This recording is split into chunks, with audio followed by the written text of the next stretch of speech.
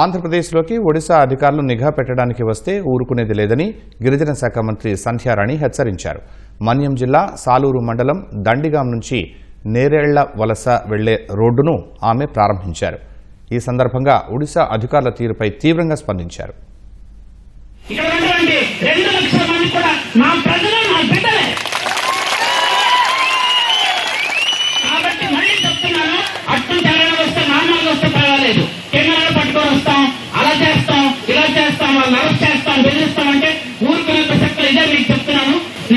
నేను ఫోన్ చేసి చెప్తాను.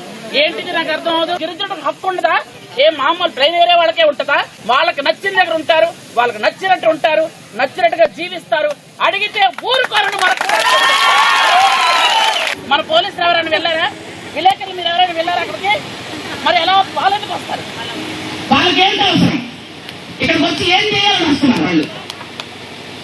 మా వాళ్ళు స్నేహపూర్వకంగా వస్తే ఎవరికైనా వెల్కమ్. కూర్చొని పెట్టండి, భోజనం పెట్టండి, పంపించండి.